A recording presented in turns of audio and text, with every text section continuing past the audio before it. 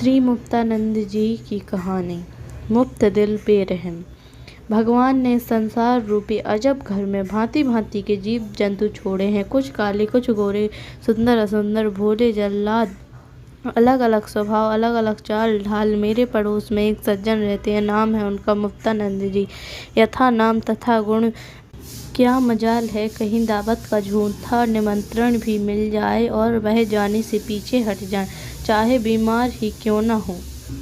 मुझसे बोले, अरे भाई 2-2.5 रुपए का खाऊंगा, 12 आने का मिक्सर पी लूंगा, तब भी फायदे में ही रहूंगा। मुफ्त का चंदन घिस मोरे नंदन, ब्रज भाषा की लोकोक्ति है। श्री मुक्तानंद जी इसके उदाहरण है। शौक पान का शौक भी जान पहचान वाले लोगों की जेब से ही होता है।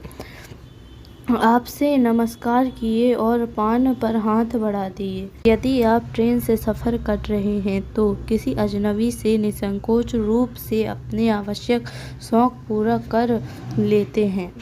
मेरे घर रोजाना 2 दैनिक पत्र आते हैं। मुझे देखने के लिए तभी मिल पाते हैं जब श्री मुक्तानंद जी भोग लगाकर चले जाएं। मोहल्ले में कौन कौन लोग अखबार मांगते हैं, उनकी नामावली उन्हें कंठस्थ है। समय समय पर सब पर कृपा करते रहते हैं। उनका कथन है कि प्रत्येक मनुष्य को अपने ज्ञानवर्धन के लिए अधिक से अधिक समाचार पत्र पढ़ने चाहिए, किंतु पैसे खर्च करके समाचार पत्र पढ़ना भी पाप समझते हैं। उन्होंने भारतवर्ष की जनसंख्या बढ़ाने में काफ़ी योगदान दिया है। ईश्वर की कृपा से उनके 6 लड़के और 4 लड़कियां।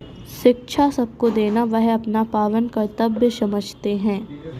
इसके लिए सदैव वह फीस माफ़ करने के चक्कर में स्कूल के मैनेजर और प्रिंसिपल के घर पर ध्यान देते रहते हैं। अपने इस लक्ष्य की सिद्धि के लिए साम दाम दंड भेद सबका प्रयोग करके उनकी तिगड़म से चाहे योग और गरीब विद्यार्थी रह जाएं, लेकिन वह अपने किसी बच्चे की फीस नहीं देंगे। एक दिन सुबह ही मेरे घर पधारे। बोले, भाई जरा कालिदास ग्रंथावली दे दो। मैंने कहा, आपको उसकी क्या आवश्यकता पड़ गई। उत्तर दिया, मेरे एक मित्र को चाहिए, उससे मेरा लाभ होने वाला है। अब आप बताएं, लाभ होगा इनका और पुस्तक चाहिए मेरी। मैंने कहा, डियर मुक्तानंद जी, पुस्तक देने के बाद बहुत कम वापस आती हैं। यदि आप 2 दिन में लौटा दें तो ले जाएं।